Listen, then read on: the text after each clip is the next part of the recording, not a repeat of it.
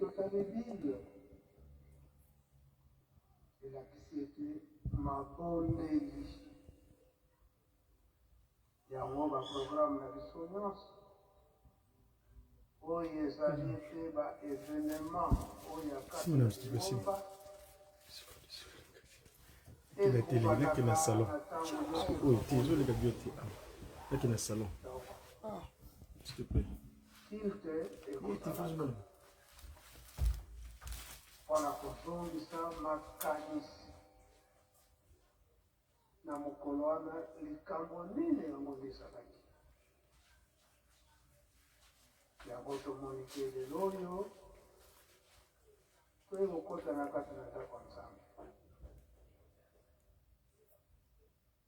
tobandi na bazembo toke na mabondeli mpe tokoti na kati na Bible maye oyo bareference batata batikili biso bapesi biso solo mingi tolebi kaka ete le 20 mai ezali mokolo ya baapati toyebi te na ntango wana mpona nini bapesaki biso date ya le 20 mai tozali kososola te soki tozali kososola malgré badifficulté kasi date oyo lokola tata mokonzi ya bule papa Simon Kilwa Mutyanga apesi biso tata malgré badifficulté tozali ya kotonda awa nde tozali ya kotonda wana topesi lokumu makasi na koleki ndenge tosorganize eke tosali sensibilisation pese batata ya koleki modele na biso tokolanda biso na bamouvement nyonso oyo tozali na kati na lingomba ndenge totangi na badiscours ndenge toyoki na message ya papa de la ville pasteur de la ville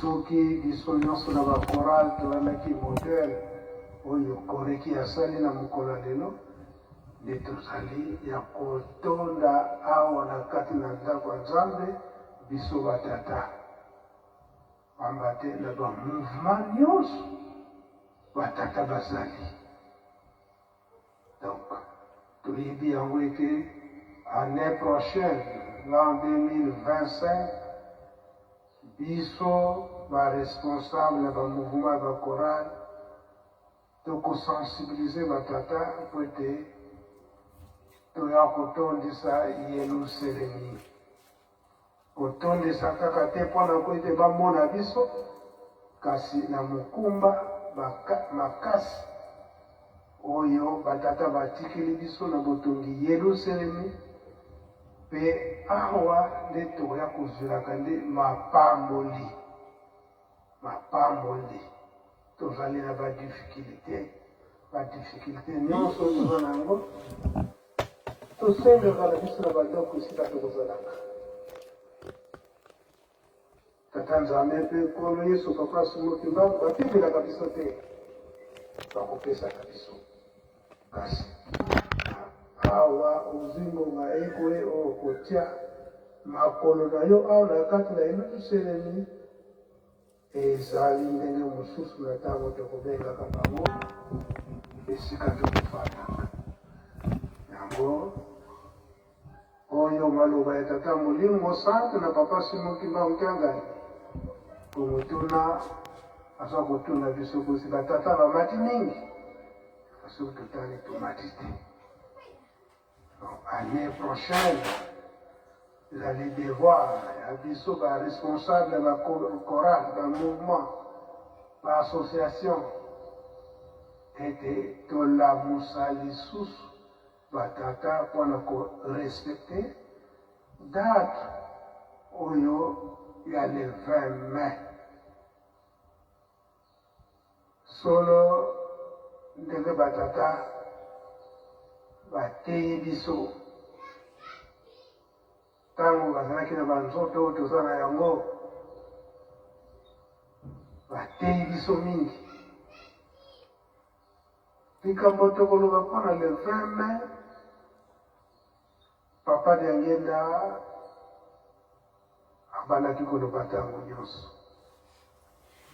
Eke yambo papa Simon Kimbangu akoki kokende na Lubumbashi, ndenge bakomaka na le 3 octobre kuna na Mbanza Ngungu. Ayebisaka bango, apesi bango baresponsabilité oyo apesaka bango banda papa Kisolokele, papa Lialunga na mpe ye moko papa Diangenda Kotima, malgré na baage wana bazalaki na yango, me atikalaki koyebisa bango makambo oyo ndenge nini bakotambwisa na kati na Lingomba, kobosana te, totia tata Nzambe liboso. Mpe na ba responsabilité oyo papa Simon Kimbangu atikaki kopesa na mama Mwilu, bana bangoyo bana nayebi te eza bana mike, me nalingi encadrement makasi na bana, kotika bango te bakota na bagroupe oyo esengeli te, malgré ke baza bana. Même kosakana ya pamba bakende kosakana na bango ninga na bango ndenge tokozalaka na bamboka. Ezalaki na baje oyo ezalaki autorisé na bapapa, na oyo mpe ezalaki autorisé te na bapapa. Yango toyebi ete papa Mfuma Ndongo, papa Diangenda Kotima ayaki kolongwa na maboko ya mama Mwilu na âge ya 15 ans na 1933. Papa Kulu tukuna na boma ntango ayebi papa Mfuma Ndongo akotisi kelasi na papa Mfuma Ndongo.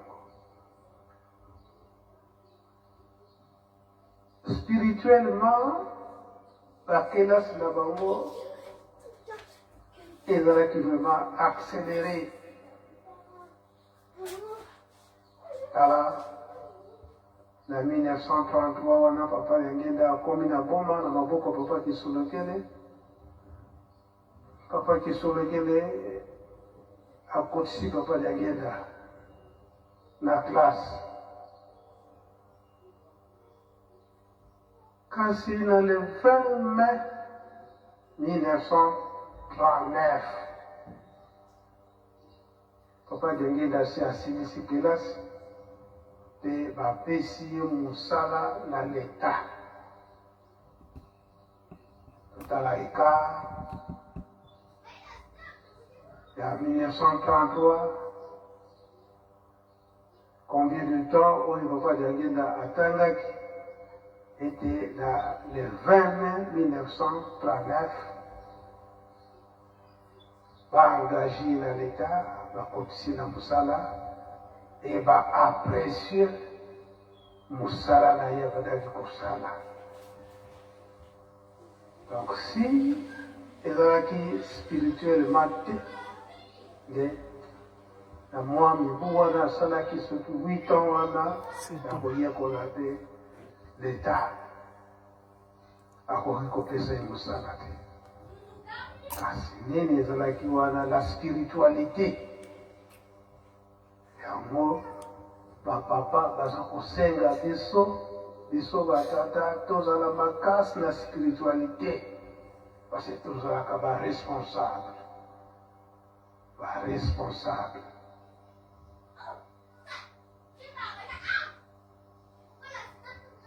Alors pendant la 1909 wana papa yangi na bali musala na ye na kati na l'État azalaki très apprécié na gouvernement belge lungu eboma ake mwanda chela Kinshasa ti akendaki kosala na Kananga kasi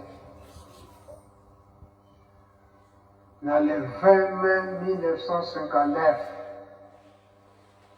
ebalaki te alingi kobanda mosala ya tata nde kodémissionne te mais akoki kodépose lettre epai ya leta eke na kosala lisusu te pamba te nalingi nabanda mosala ya tata.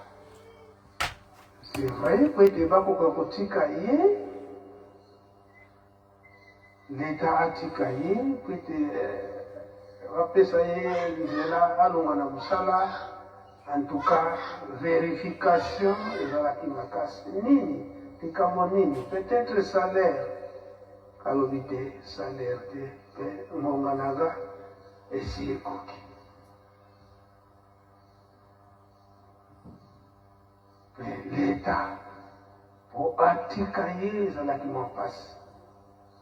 Bon, okoleza mosala ya tata na yo ndenge boyokanaki eske okoki kosala te ete oza kosala mosala na yo mpe awa na leta soki toza na posa na yo okoka koya te. Soki nasali ndenge wana nasangisi misala mibale na oya tata na oya leta ekozala mpasi. Na papa Mfumalongo ndenge alobelaka yango koitata apasi moki mbango ntango ayebisi eke ngonga ekoki na bonzoto ekomona nete kuna nazali kozwa mbongo ebele mpe papa ntange nalobaki yango ete na ntango wana mbongo ye abandaki kozwa na leta elekaki salaire ya bafonctionnaire nyonso ya mboka Congo belge. Na ndenge nini azalaki trop utilisé na bakonzi na ye surtout na gouverneur général na poste oyo azalaki na yango ete barecette nyonso ya bafrontière ya mboka recette nyonso ya bafrontière ya mboka a immigration bisika nyonso wana ye mutu azalaki recouvreur na balimite nyonso ya bamboka ntango wana barwanda burundi bisika nyonso wana ezalaki contrôle na babelge ye abandaki kokoma bisika nyonso wana. Donc soki na monzoto ntango mosala ya tata eye nde alingaki koloba ete apapa na mosala oyo nazali na yango ya mboka ekozala na nga mpasi kasi atikaki makambo nyonso wana atikaki na makambo nyonso wana mpe na 1960 ntango na 1959 papa jangeli atiki mosala na leta na 1960 ngomba si ebimi libanda lingomba ezala na pasi bato bakosala kati na lingomba basali te bapapa bango nyonso misato bafandaki ndenge nini tokosala liloba na bango ete tosengi na batata bavolontaire oyo bayebi misala oyo bayebi mosala ezala na kati na administration, ezala na kati na enseignement, ezala na misala ya maboko, mitema malamu, batata ya mitema malamu baya kopesa biso maboko mpona kotombola lingomba ya tata Molimo Santu. Batata bayokaka likambo wana bamipesaki. Oyo bazalaki na basosiete minene batikaki misala ndenge Papa Diangenda atikaka mosala na le 20 mai 1959. Bazalaki na baposte ya malamu, kasi na kondima na bango balani liloba oyo bapapa balobaki bango nyonso misato, bazotala assistance spirituelle. Bakani susu babongo na bango te bamipesaki, surtout na kati na enseignement. Batata oyo bazalaki na baponse minene kasi batiki misala nyonso bapose bademission bisika babandaki kosalela me basalaire bolozwa eza ya malamu mpona nini bolongwe na mosala tokoki kosalela Nzambe na biso po lingomba na biso esi eye bapapa balobi tokoki kosalela po bino moko bati bolongwe tokopesa bino mbongo te o baariere o banini bolonga na bino wana sans être payé koma bandimaki. Batata mingi oyo bakimbangiste bamama mpe bazalaki bakimbangiste kasi baboyi mabala aza mondimi me abomi libala mpona nini tata alongwe na mosala amipesi na mosala ya tata Nzambe. Yango lelo oyo Papa Simon Kimbangu Kiangani aza kosenga biso na biso batata bulembo oyo euti wapi. Tala batata ya kala ndenge basalaki na bafonction minene ba salaire na bango oyo eza kosunga mabota me batiki bamipesi na misala ya tata Molimo Santu. Awa mpe bamipesaki lingomba ekofutaka te. Fin du mois mongo ezala lingomba ekofutaka te ndenge babandaki kozwela kasi basiportaki. L'essentiel eke bamama oyo bayaki koregistre kolata na bango mpe ezalaki kaka ndenge batata bazalaki na misala baza kolatisa bango eloko mpe ya kolia na ndako ezali kozanga te na bikateli mpe babandaki kozangisa te. Yango tokoyokaka eke na batata ya kala bapapa batunaka bango mpona kotonga lingomba tokoteka baveste oyo tozali na yango bandimaka baveste mpe oyo kitoko bamisombelaki ntango wana bazalaki na misala amoni elamba esepelisi ye asombi abomi na kati na ndako ata alati yango te me abombi kaka po esepelisi ye nazwi salaire na salaire oyo malamu nasomba elamba soki mpe amoni mibale asombi baveste yango wana nde etekamaka bakilo na biso 60 wana batata na ntango wana bamipesaka esalamaka ndenge wana me oyo bulembo ekoti na biso batata mpona lelo malamu tosala makasi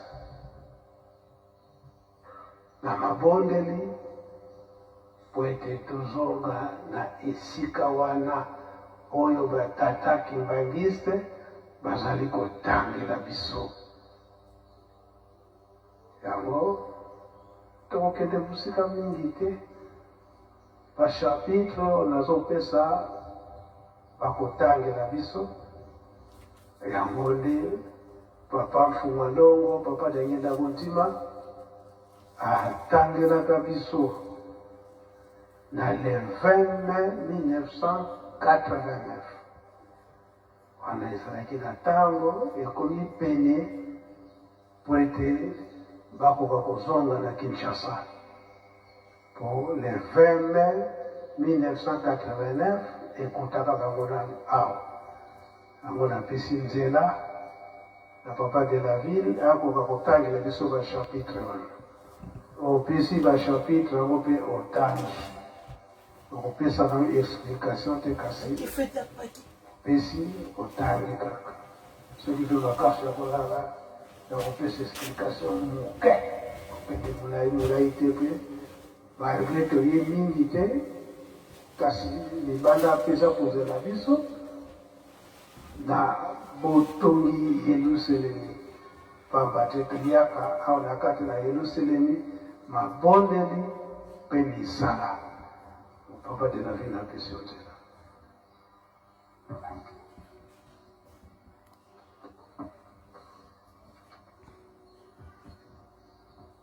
Na nkombo ya tata ya mwana pe tata Molimo Santo bachapitre oyo papa apesili biso ndingisa tokoka kopesa pe totanga yango oyo papa Mfumwalongo papa Dangenda Kuntima atangisaka na le 20 mai 1989 ya liboso mokanda ya Ezaïe namoni zwa nano Bibli papier na yo soko oza na Bible te zwa papier tokopesa nano bachapitre nyonso bongo tokobanda kotanga. Chapitre ya liboso Ezaïe to Yesaya na chapitre 11 verset 1 à 16.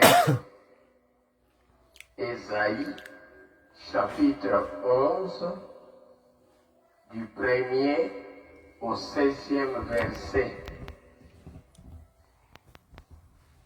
Chapitre Yami Balé, 1 Corinthiens, Wanhete wa Korinto, Wanhete wa Korinto, to 1 Corinthiens, chapitre 9, verset 17. 1 Corinthiens, chapitre 9, verset 17.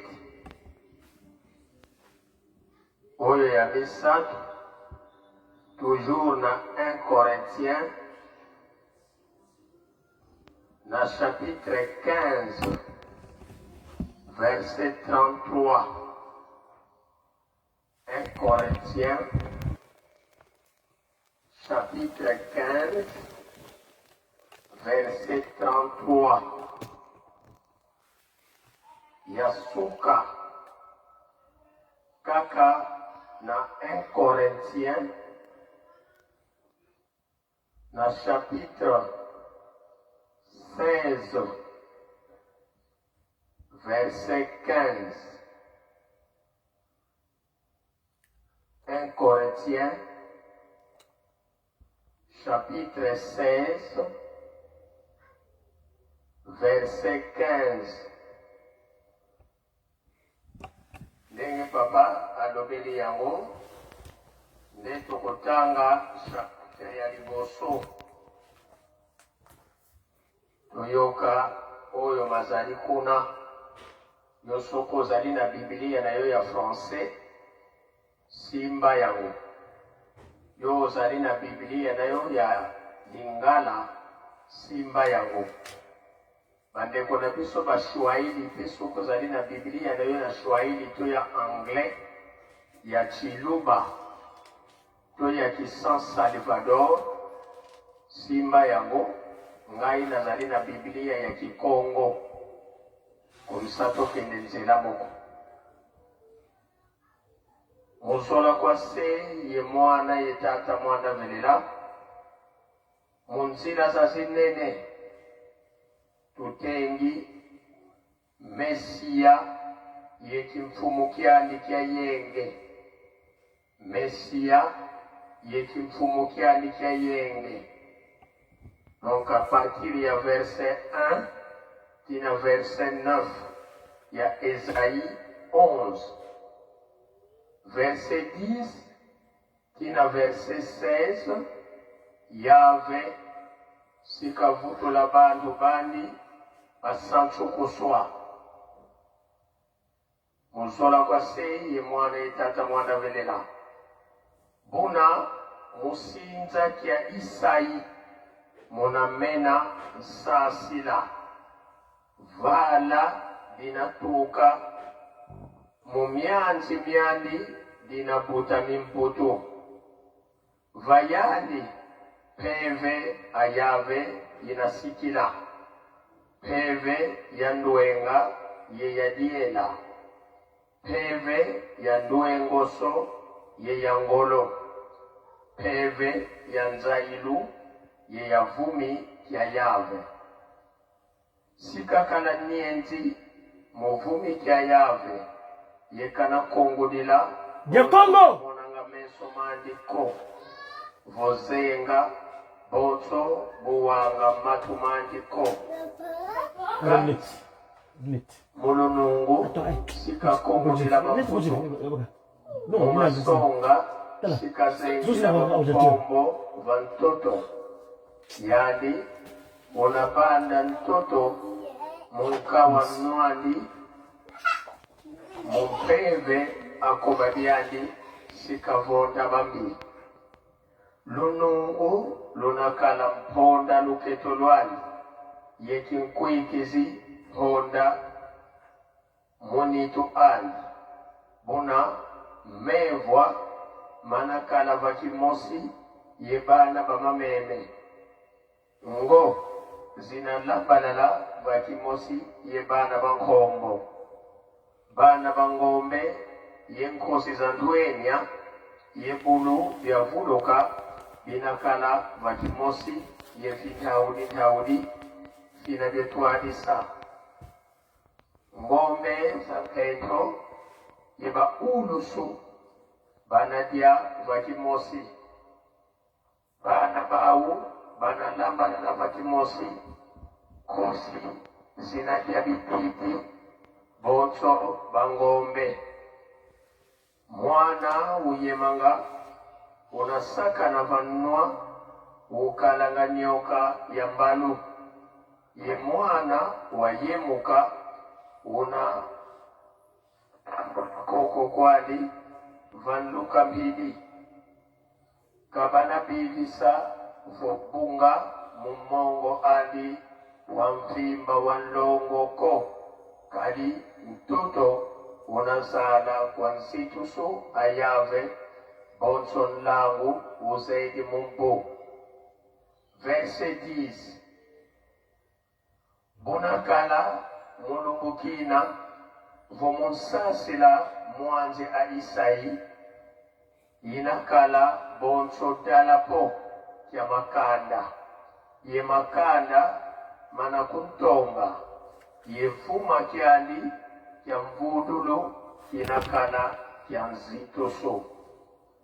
Mulungukina mfumu unalamula koko kwandi ndamula ya nzole muvutula nsadilila abantu bandi bana sadilila mu Asiria, Ngipiti, Patalosi, Ethiopia, Elami, Silali, Amati, Yentizambu. Bona sikazamula dimbu kwa makanda.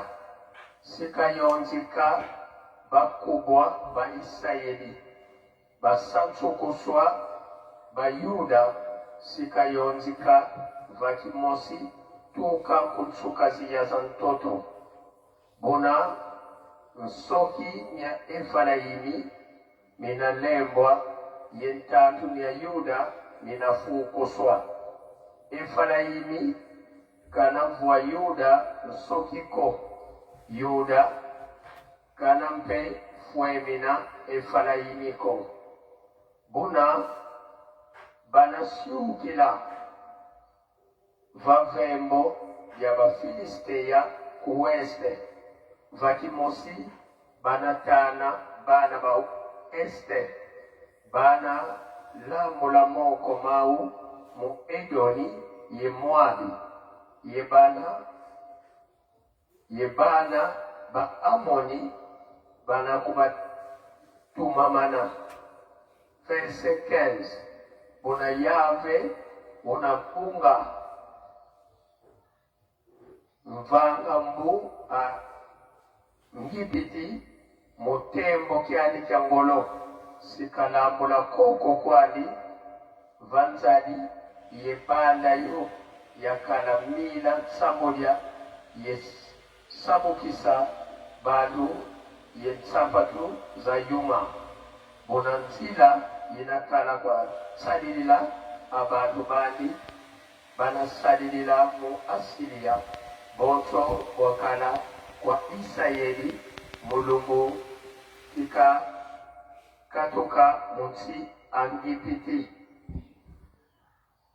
tokei mukanda wa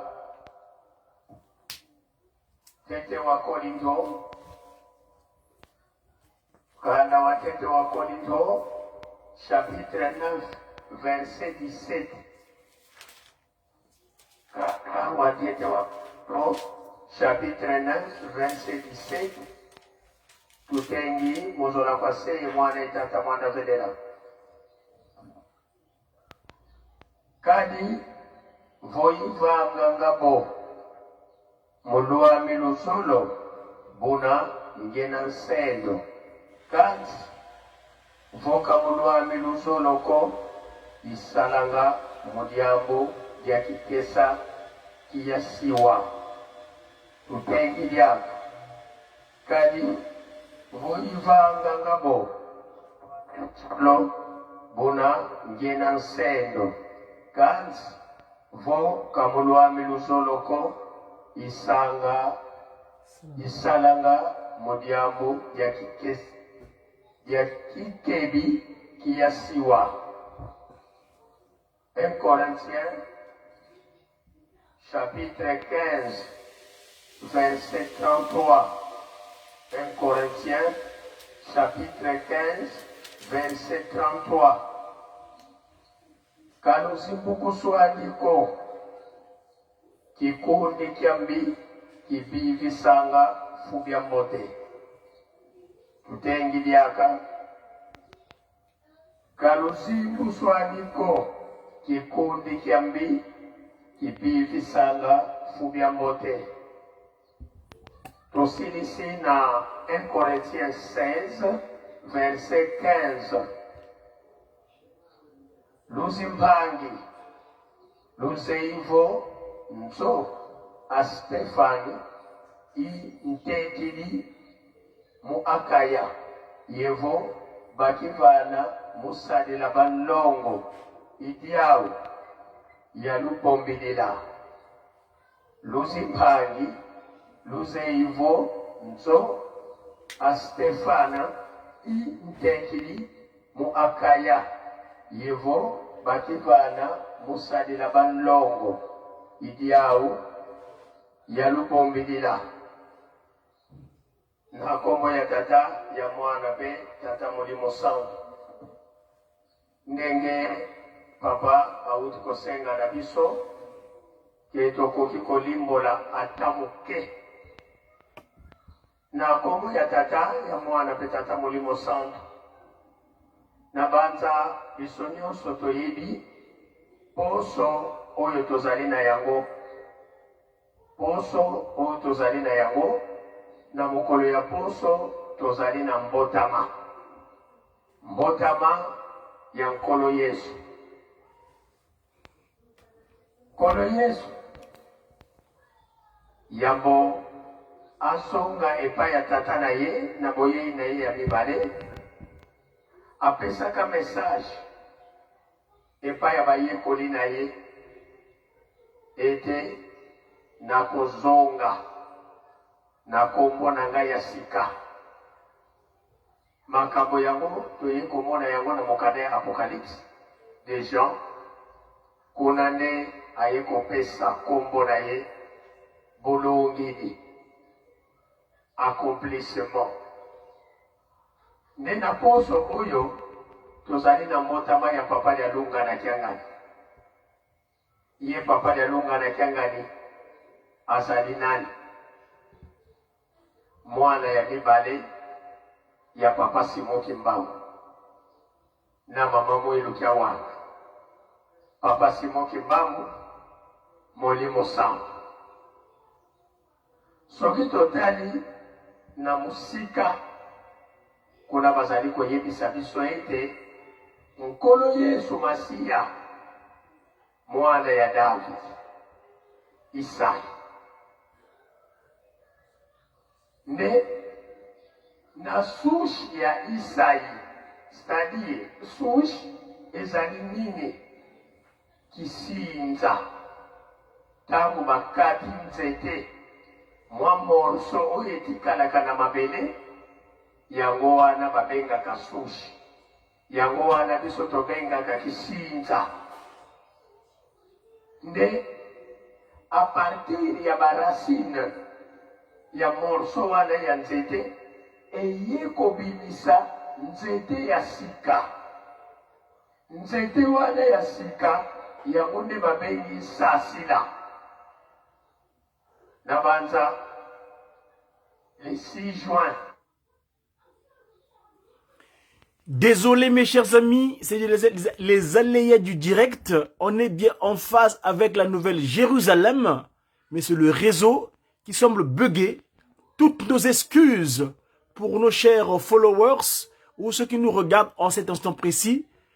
On est en plein message du conseiller direct de sa divinité, Papa Simon Kimbangu, en la personne de Tata Nzongi Anzila, les témoins oculaires de la période, de la fameuse période que nous disons dans le kimbanguisme, les 5 mois.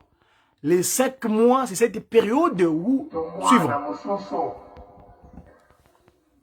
Lelo, tobengi papa ya lunga na kiangani.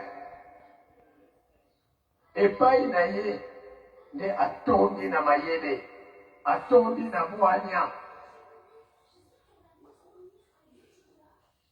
Salomon Yasika. Salomon Yasika. Qui montait kobota melabiso. Alobi, ye akos jijete ndenge ezali komona miso na ye. Akozala très juste na jugement na ye.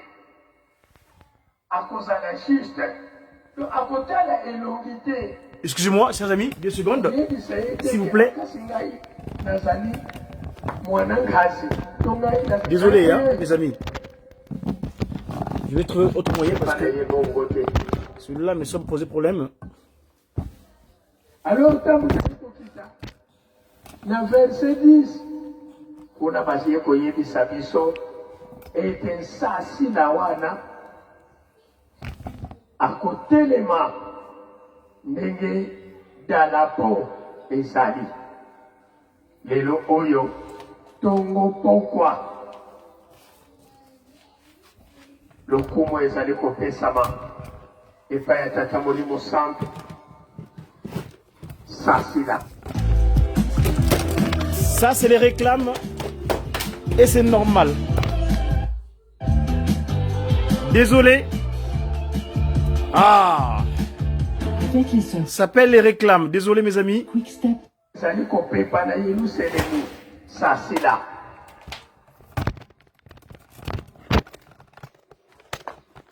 ye aye po ete asangisa biso ndenge tolandi yango kuna na chapitre 11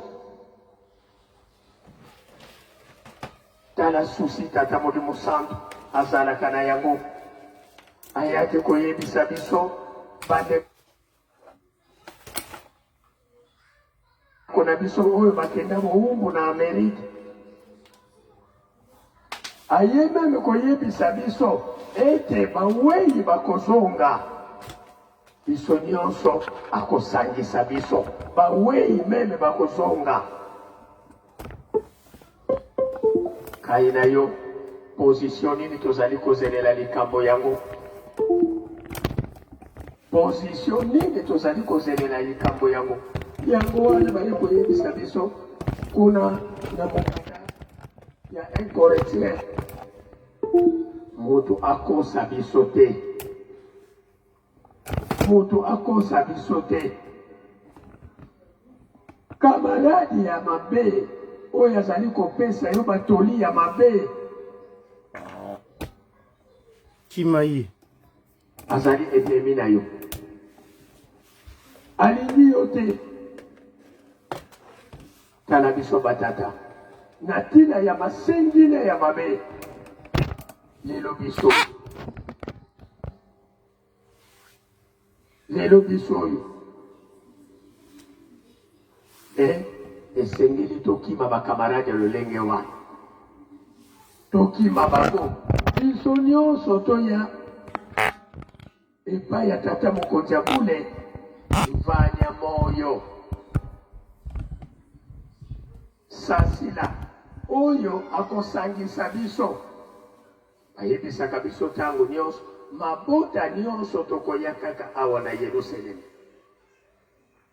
lobi biso nyonso tolandaki message ya papa Mfuma Ndongo banzembo mibale oyo ayebisaki kobanda na Jejeki alobi ngai Simo Kimbangu Kiangani nzambe na bino tina suka ngai nde moto nalingaki ete bango basepela liboso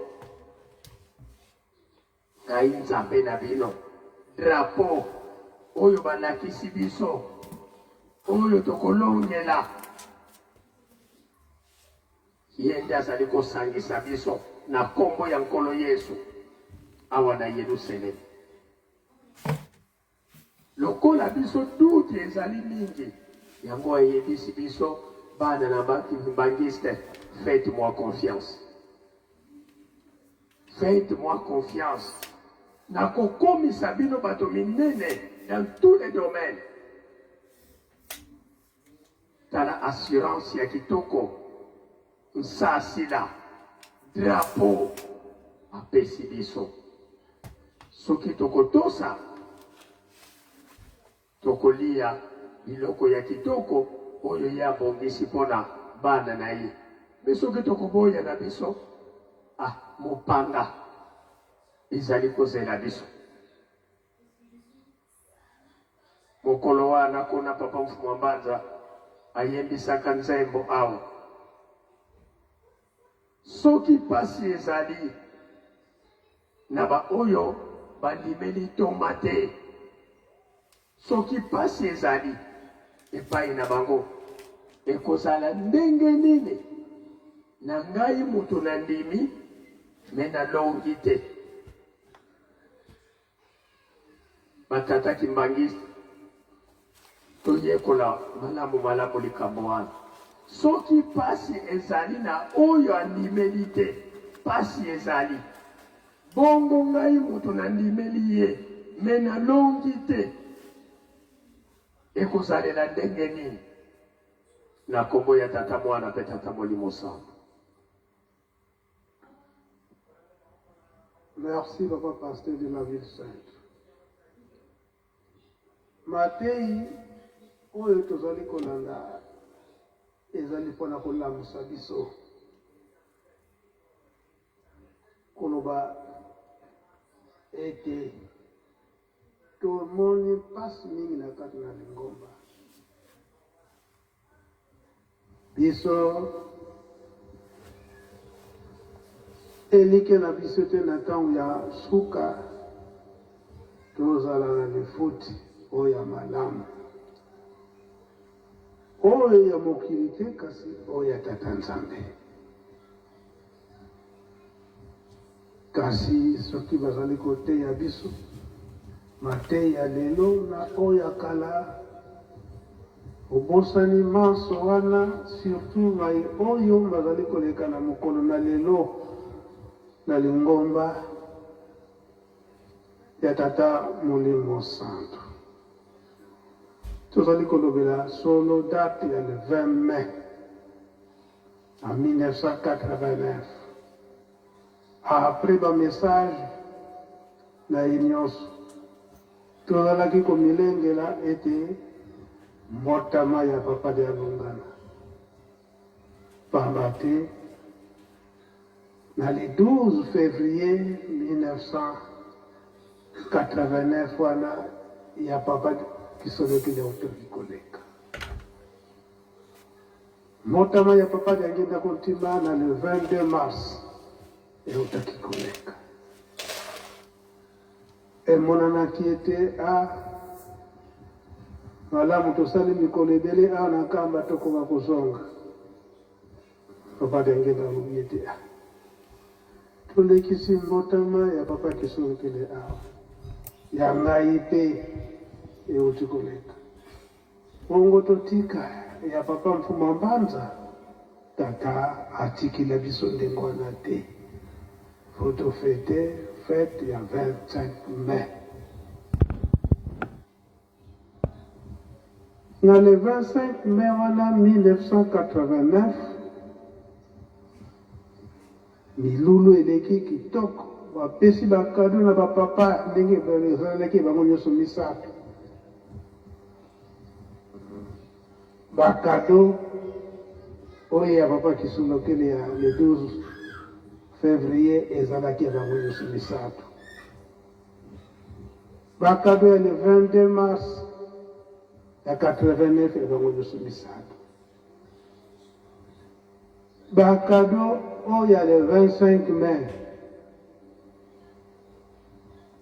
papa yangenda alobi ete ya biso nyonso misato kasi kado ya monene oyo tokopesa na papa Mfuma Mbanza na ntango wana ekozala ya biso misato te kaka ya ye moko. Kado nini bapesaki na papa Mfuma Mbanza na le 25 mai na 1989 wana ezalaki papa Mfuma Longo ye moko ake kotrace résidence ya papa de Alungana Kiangani tongo itanaki ale 26 mai wana na 89 papa babengi korali Yerusalemu na tango wana bamuta kambu papa liangenda ye moko acheba mesure acheba piqué atango wana bapapa nkoko bazalaka acheba piqué esika résidence ekokende esika résidence ezali bapapa nkoko atango wana baza kosala na bapapa medar oyo azali na biso lelo papa Nzumbila yango emonanaki ete solo na le 6 avril 1999 de papa de Alungana aye kokota na résidence na ye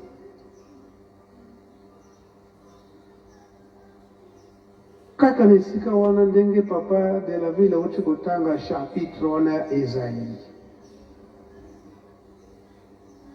papa de ngenda alobaki ete na le 23 janvier 1989 wana ezalaka na équipe moko ya bato ya mayele banokimbangiste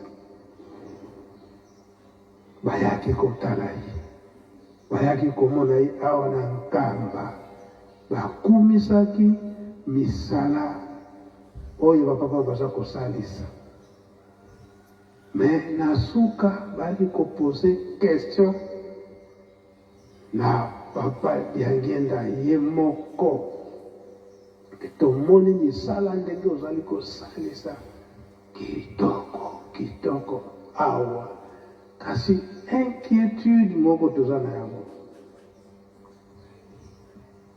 ete enfin permettez-nous basengaka baexcuse epai ya papa Diangenda tozali bahumain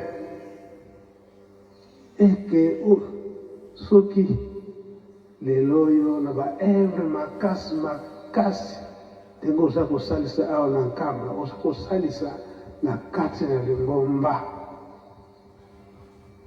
soki yo ozali te okolimisa biso peut-être ke okokanisa ke tozokolekela liwa kasi soki ozali te nani akotikala kosunga misala nyonso oyo yo ozali kosalisa. Réponse ya papa Diangenda epai ya bato wana yango nde atangisaka bango na Ezaïe. Et chapitre wana aye korepete yango na le 20 mai wana kaka na 89. Et aye kofaire répéter lisusu chapitre wana ya Ezaïe na bana ya korali Yerusalemi na le 26 mai wana na 89. Tozali bana ya tata Simon Kimbangu kaka na date wana ya le 20 mai na 1960 na ntango wana basengaka bavolontaire baya kopesa maboko na kati na lingomba bapapa balobaka eboye eyebani kaka ete tozali misato bana tata Simon Kimbangu oyo tozali tokosimba lingomba ya tata Molimo Santo kasi tokosalaka biso misato na mutu moko. Papa Kisolokele azali yaya na ngai, papa Dialungala azali yaya na ngai, ngai leki kasi bapesi mokumba wana epai na ngai mpe bazali kotosa ngai. Lelo oyo bino batata ndenge bondimi ete bozala bavolontaire elingi koloba ete bino lisusu bokomi bana ya tata Simon Kimbangu oyo bondimi na bino charge oyo biso tozali komema banda ntango wana ezala batata ezala bamama oyo bandimili tata Simon Kimbangu bazali kolanda bamvoala misato ndenge bazali kotambolela bango nde babengami bana ya tata Simon Kimbangu. Yango nde papa Diangenda alobaki ete il y aura un fils qui va nous succéder et qui va diriger tout ce qui est croyant kimbanguiste. Et ils vont l'écouter. Tata kimbanguiste, maman kimbanguiste, lelo ezali le 20 mai, lukola bapaki. Oyo ba secret. Oyo tozali kobimisa. Etika lisusu ba secret te. Parce que toza koloba de vérité. Ndenge batata batikelaka biso mokumba yango. Ndenge batata batikalaki koloba. Likambo yango etikali lisusu ya bana bapapa te, etikali sikoyo ya biso nyonso bakimbangiste oyo tozali kondimela papa Simon Kimbangu. Toyoka kaka monoko ya muntu moko chapitre wana totanga malamu totala mai oyo bazali koleka na kati na lingomba. Donc esosolisa biso apaki lelo ezali journée na biso toya batata bamama mpe ozotika biso te pamba te elobami ete biso nyonso tokomi bana ya tata Simon Kimbangu. Ozala tata, ozala mama, jeune fille, jeune garçon, ezali nde likamo na biso. Toyoki na suka na Ezayi wana auti koloba nini na suka ya likambo ekozalela ndenge nini. Yango malamu toyoka tata Molimo Santo ndenge azali koteya biso butu moi. Tozala kaka na makasi na bolingo mibeko mpe misala okombo tata mwana te tata Molimo Santo. Amen. Amen. Amen. Amen.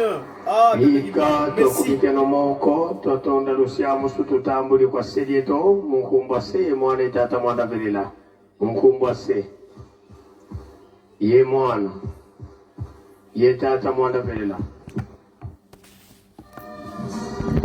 Mes chers amis followers, au nom du Père qui, Papa qui solokele lukelo, du Fils dit Papa Dialungana Kengani, je remercie mes confrères de la Ratel King Kamba au siège qui nous ont disposé ce broadcast, cette diffusion en live depuis Nkamba, la nouvelle Jérusalem. Nous célébrons aujourd'hui la date où Papa Diangenda Kuntima se consacra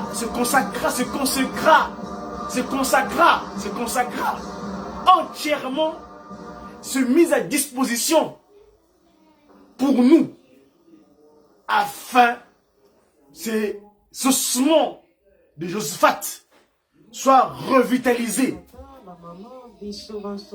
Nikuwa na valeur de Josaphat. Et Papa Diangenda donc, c'est ce jour, malgré sa rémunération qui était importante, il dit j'abandonne cette charge pécuniaire, l'occupation pécuniaire, parce qu'il était payé. Il dit non, je veux faire le travail pour lequel je suis descendu sur terre. Papa Fumalongo a envoyé son conseiller direct dans le Saint-Temple. C'est lui qui nous a nourris.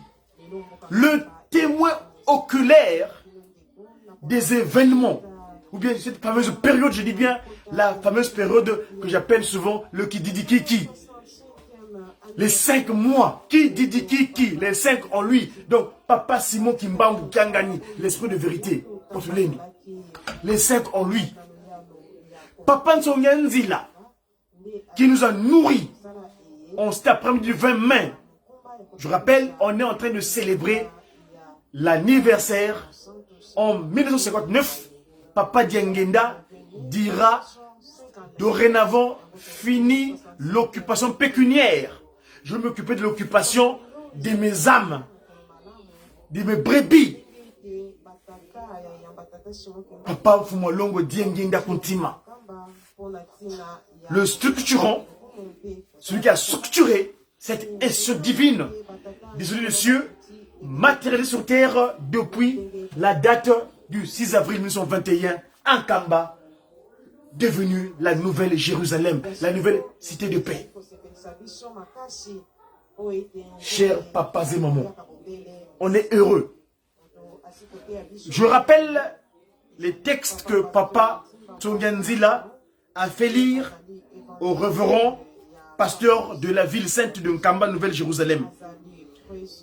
Esaïe, Yesaya, chapitre 11 en intégralité. Tout le chapitre 11 d'Ésaïe. Lisez là où Papa Mfumolongo fait état d'une Nsassila. Le Nsassila, moi j'ai un peu. Quand j'entends le Nsassila, ça me ramène à ce tronc d'arbre qui était resté parce que j'avais la chance pendant mes 5 mois en Kamba, quand j'allais faire le cours biblique en Kamba, pendant la tournée, quand on fait des sessions de cours de biblique de Kamba, on fait le tour des sites historiques.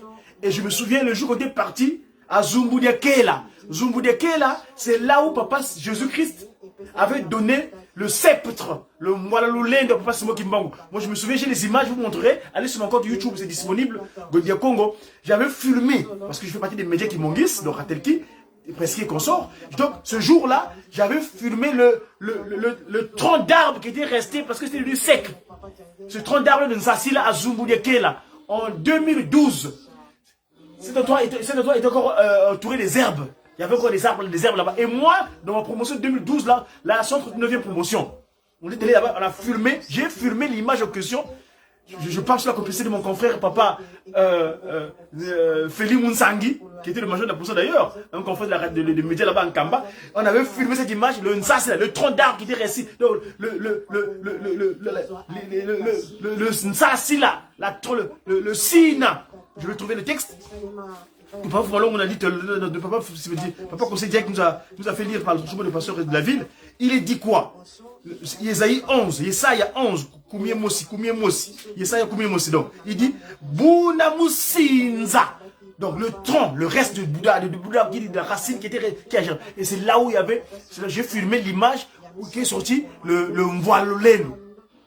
Mais aujourd'hui, grâce aux volontaires de Zunga, Bissi Zunga, de Yerusalem, qui ont érigé un grand restaurant là-bas. C'est devenu un lieu vraiment très large, encore est sorti d'ailleurs, ce Nsanda là. Il est ressorti convenablement, on peut le voir. Aujourd'hui, il est devenu un grand Nsanda.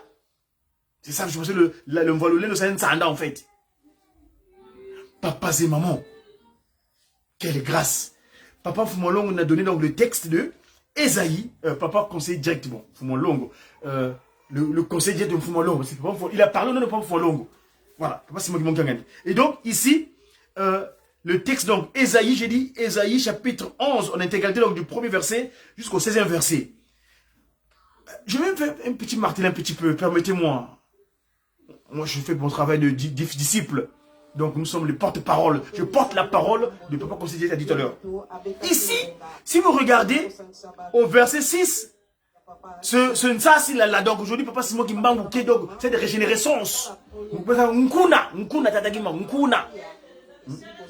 Lunungu, lunakala, mponda luketo ad, la justice, lunungu, justice, rendre juste les choses. Yekin kwikizi mponda, munitu andi. Sa foi intégrale. Allez lire sur le texte, vous qui lisez là où de Molière, là où de Vosgelard. Et à un moment donné ici, Ngombuna. Mais voix manakala vakimosi yebana meme. Ah là là, il y aura plus d'incompréhension mes amis. Eh oui. Eh ben en ce moment-là sera mis hors d'état de nuire les désolateurs. Ce dernier sera mis hors d'état de nuire mes amis. D'ici là, la victoire est certaine. Certainement la victoire est certaine. La victoire est certaine. Certainement, car la côte. Et là, félicitations à mon grand frère Tatanzouetou qui a ramené un grand cortège de Koreki. Les Apaki de Koreki sont montés en Kaba aussi nombreux. Tatanzouenzel les a félicités. Et nous les autres là, qu'est-ce qu'on a fait? Mon confrère responsable de GGK Kinshasa, direction générale, Papa Tosh, GGK, tu as vu aujourd'hui, direction la RDC plutôt, Papa Tosh. Léopold Masuta, Boutamount, oui, il y a un niveau. Rendez-vous 2025.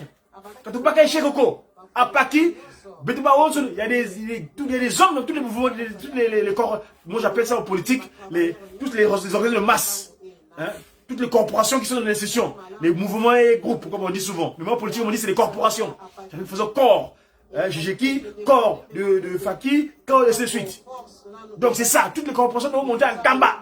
Le 25, tous les hommes tout au moins. Comme font les mamans d'ailleurs. Afki. Et la Paki, donc l'année prochaine, devront vraiment être présents à cela. L'autre texte, c'était les textes de... comment on appelle Saint Paul apôtre, qu'il avait adressé aux Corinthes, aux Colossiens, Corinto. Hein? Corinthiens, chapitre, je vais trouver, j'étais avec vous en live, hein? Donc c'est Corinthiens, voilà, 6, voilà, et vos, quand nous ayons vos, ou bandane ça c'est autre chose, c'est pas ça, c'est pas ce qu'il a lu, c'était dans un Corinthien, allez voir le live, hein? Excusez-moi, vous le trouverez. Voilà, 1 Corinthiens chapitre 9, verset 17. Kadivo ivanga bo mulwa miluzolo bu nangena nsendo. Si je fais avec un bon cœur, j'aurai une récompense.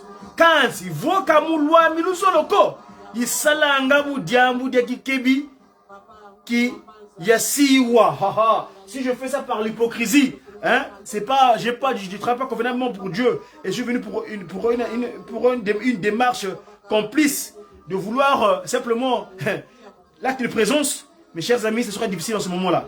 Hein? Permettez-moi, je vais trouver la langue de Molière, ce que on va trouver la langue de Vaugelas pour bien comprendre cela. Donc c'est le deuxième livre hein, où Jésus-Christ a agi, parce que dans les livres, dans la Bible, il y a le premier livre qu'on appelle Abbé-Zuma Ancien Testament. Et le deuxième livre qu'on appelle le Nouveau Testament, mais nous on t'aime pas, c'est le premier livre que le Père Jésus-Christ a dit. Et le deuxième livre, c'est le premier livre plutôt, Papa qui a agi. Le deuxième livre, Papa Dialonga a agi. Et le troisième livre qui a commencé, c'est 1921. Ou Papa Simon qui Mangu a agi. Donc Papa Dialonga Naguntima.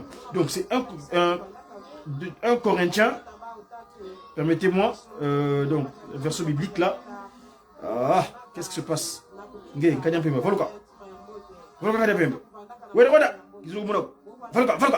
Voilà, donc 1 Corinthiens chapitre 9 verset 17.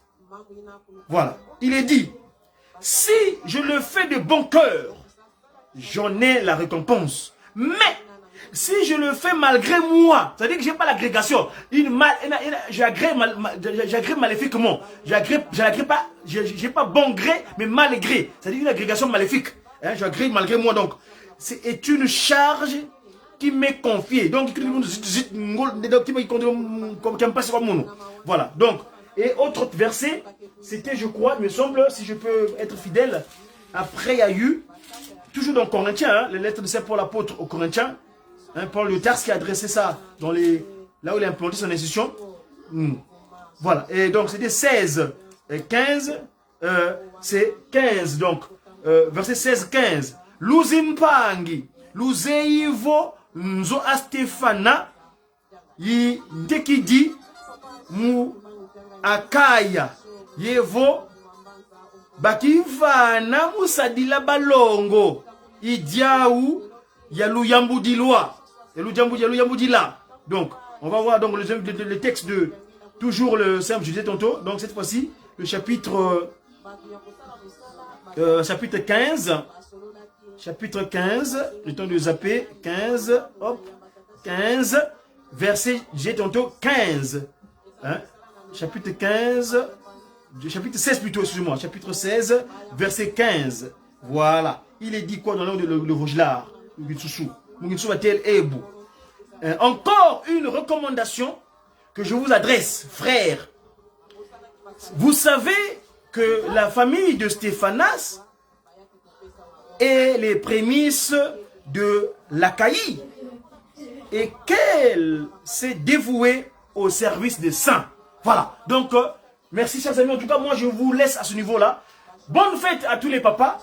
Mon frère, grand frère Jérémy Moussimbaza Congo, grand frère Jérémy, bonjour, là où t'es monté Kultu. Mon révérend pasteur Rambanou Yannick, ton petit frère Diacre là-bas à la paroisse de Montreuil, petit monastère, nous a pondu une nourriture vraiment extraordinaire. Allez le voir, c'est disponible. J'ai envoyé les fichiers à la Ratelki là-bas auprès de mes confrères. Mais moi j'ai publié dans mon compte Quotidien Congo. D'ailleurs, à propos de l'envoi de la Ratelki siège, je sais pas qu'est-ce que c'est sur le nez exactement. Aussi le fichier par fichier, on voit ça par transfert. Hein? Voilà, il est à 73%. Le fichier est tellement grand qu'il reste à peu près quelques heures pour que le fichier arrive à la Rateleki là-bas. Parce que moi j'ai filmé, j'ai fait mon reportage, j'ai fait mon devoir de reporter. En même temps, donc je suis OPV et puis commentateur. J'ai envoyé, ça va arriver au siège là-bas, à la direction nationale de la Rateleki. Et donc, de l'entretemps, en tout cas, papa Reverend Yarambanou, Yannick, ton petit frère, papa Aurel, nous a fait nourrir vraiment une nourriture agréable qui est vraiment contextualisée par rapport à notre mission. Nous sommes les témoins. Nous portons témoignage de Tata Simone qui manque. On est les croyants de cette divinité, papa Simone qui manque ou Kangani. Dieu le Saint-Esprit. Voilà mes amis, donc je vous dis au revoir et vous souhaite une belle fin de soirée. On est ici à Dijon, on est à Dijon, il est 17h12 à Dijon, il est 16h12 en Kamba, la Nouvelle Jérusalem. On vous souhaite donc une fois de plus, merci de votre attention et que sa divinité, l'esprit de vérité, Tata Nkwatulendo, continue à les inspirer pour faire ce travail comme il se doit. Maman Lorraine MNG, je te vois, Maman Lorraine, bonjour Maman Lorraine, nous avons suivi. Donc je dis tout à mon confrère là-bas, on appelle ça la Jija. Bah, c'est pélicité, c'est moi qui m'en gagne. Les lois, les autres, je me suis à Pamba, à Paki. Mais entre-temps, nous nous préparons pour les fêtes de. Hein, il y a une grande fête de samedi prochain. Hein. Il y aura une marche joyeuse sur la place de Paris. On aura une marche joyeuse à la place de Paris. Départ, tel qu'on a suivi le programme hier là-bas, on nous a donné, c'est la place d'Italie. C'est là où partira la marche. Les itinéraires seront disposés dans la semaine. Mais on a une marche joyeuse concernant le Noël, la vraie date, la véritable, où le Christ Jésus. Papa Dialungana Solomo Utulu Yandika Kai Tunasanisina Fumwambanza Utulu. C'est lui qui nous a parlé là, hein? C'est lui là, Tata Nsonganzi là. C'est sa redisposition physique, ne vous trompez pas. Tata Nsonganzi là, c'est un petit secret. Tata Nsonganzi là, c'est lui, c'est la redisposition physique. Il ne veut pas dire Lungana. D'ailleurs, moi j'ai le cantique. Parce que nous avons déjà parlé. Les cieux ont parlé, oui, moi j'ai le cantique. Il y a un cantique d'ailleurs, si vous voulez bien. Bon, je fais le songi-songi, hein. Songi-songi, il y a un mbote. Le coup, la fiuba, Fumambanza, Tata Nsonganzi la huiro, yani kwa Fumambanza. Nkadi andi yani. Kadi, muna 5 mois kwa ni biaga, parce que je suis kirenge. Papa qui solo le modèle politique disait, yani, Tata Ondrembe, Nkambenza, Indingidi, uzivinga nakafuluka sediani. Et Manzangungu, une partie de chez moi là-bas, on avait capté le cantique à Jam. Là, vous avez capté le cantique. Nzasi sous mon cantique. Nzasi sous mon cas. Nzasi nekuka. La chorale à Jam. Oui, c'est le truc qui a capté ce cantique là. Il y a un ange là-bas qui capte le cantique spécial. Et c'est là-bas donc qu'on a reçu ce cantique où il est stipulé. Mon odia lungana. Mon kambenze sa dilanga. Mon odia lungana. Mfumamba tata nkambenze sa dilanga. Kadi di kanela levi. Ah tata. Kalau vira na kwa tout le monde fait du tout fumo là. Basi. Bula kala. Tawolo zitu. Budi kuna. Kula na fumo manza. Mun tawolo zitu. Tutonde.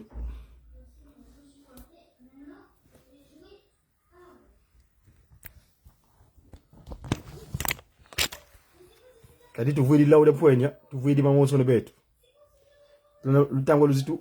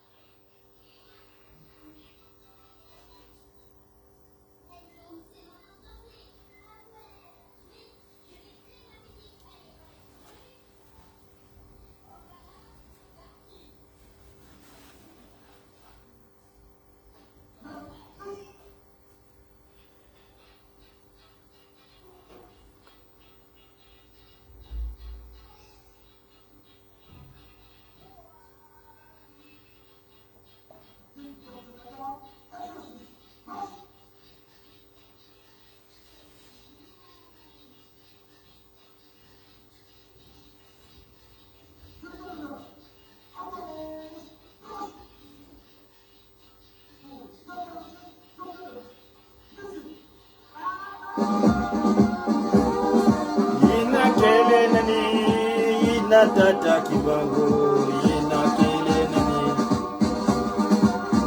Oh inakele nini? Inafumwa banza inakele. Merci en tout cas, je vous souhaite une très bonne soirée et à très bientôt. C'est tout le monde là. Bye bye. Tata Songanzila. Aussi comme on a likeseni na lukumu mpenkembo ya tata Simon Kimbangu na oyo ya papa Mfumwa Mbanza. Na tango papa Simon Kimbangu azali kapita munene oyo atikala na nzela ya batata na biso ite azala mutu ya lingomba lokumu na ye mpenkembo na ye ekoki kokokana ata mokete ya batata conseil directeur na ye. Onkolo malobi tolobaki na bino ete lokumu nkembo oyo epesamela kaka bango moko. Pasteur akozwa yango te, nkengi akozwa yango te, longi akozala yango te, ndenge ezalaka na luyalo ete soki batindi moto ake korepresente mokonzi ya luyalo azwa lokumu ya président de la république na lingomba tata Molimo Santu ezali bongo te. Tata Simon Kimbangu Kiangani nzembo oyo eyembamaka na tango ya kopesa ye lokumu awa bakopesaka ye na ye eyembamaka lutale bandele to idia utusundila kasi epai ya bapapa conseiller directeur eyembamaka nzembo ete tata Simon wanunginye yala muza ya mpimba likeseni ezali oyo ya tata Simon Kimbangu ezali ya ye oyo ya bapapa conseiller directeur ezali ya bango kasi ezala ba mama na biso ba oyo bazali balongani ya batata na biso bakozwaka lokumu mpenkembo wana te ezala bana na biso ba oyo bazali kolanda bakoki kozwa yango te bambuta ya lingomba pe bakoki kozwa yango te na tango lokumu nkembo ya papa Simon Kimbangu Kiangani ezali kopesama mutu nyonso azalaka ya kotelema mpe kimia ekozalaka na kati na bango koningana kutu ezalaka te pamba te yango nde bendele oyo ekolongisa biso bongo tango pe bazali kopesa papa conseiller direct lokumu na ye mutu nyonso azala ya kotelema kimia ezalaka pamba te ekomama sebongo nde onkoloma lelo ndenge tolobaki 20 mai 2024 yango wana batata mpe bandeko banso bauti epai na bikai ntango bazali kotelemi baye mpona ntina ya kopesa esengo bakamba yerusalemu ya sika na nzambe wa biso moto na moto amisalela amitongela kote azwa mabango wana bozali komona na bililingi ezali bandeko ya biso ya faki lolenge na bango ya kokumisa nzambe ndenge bozali komona likambo yango kala mingi te le 6 juin ebelemi mokolo ezalaki envahissement ya cité sainte mboka nkamba mokolo wana basalaki bapillage sabotage na bandeko na biso babelge mpona ntina likambo ya tata Simon Kimbangu me na kala wana na 1921 ezalaki sabotage kasi ebongwana ekoma esengo bokomona bango ete bakotonda omboka nkamba mpona lokumu ya nzambe ya nguya tata Simon Kimbangu Kiangani bapangia luzulu bana papa Simon Kimbangu betumeka toa kutubila beno ti na ina meta ti la kubaka lokumu nkembo ya papa Simon Kimbangu yokele na luswaswano na yai ya papa Mfumwa Mbanza André Mbenza Kiangani papa Ndwengisi eke monaka ti ntango papa Kimbangu ke baka lokumu nkembo ke yimbamaka nkunga lutale bandele to kasi ntango papa Mbenza ke bakaka lokumu nkembo boke yimbaka tata Simon wanunginye nswasano ina kele pamba ve na libunda tata Simon Kimbangu lokumu ya papa Simon Kimbangu kele kaka ya yandi lokumu pi ya papa conseiller direct kele kaka ya bau boke vukisaka ya ufe uvanda bambuta libundu ke baka ya ufe uvanda bamama na betu ke baka ya ufe muntu mosi be ke baka ya u sambunde ya wina kele mpila nzambe ya beto me kubongisaka papa me pesa kese mingi na bampangi ya beto ya koreki baini na ke yimbaka na koreki mingi mingi muke na kumona bomeka toka na bwana Kinshasa bankaka bayaya nkamba bomevukana ya wina na kilombo ya bubu yai papa Mfumwa Mbanza mepesa bo kese ya mepesa bo lokumu sambu bome justice ilombo ya bobu yayi mpi mbila bome sala kima yayi ambote papa mfumambaza metu bande na bilumbu ke pisa na twala ba groupe ba chorale ba mouvement kusala mpila pampangi na beto ya koreki me kusala na mvula yayi awa na bwala nkamba iye luselemi yapa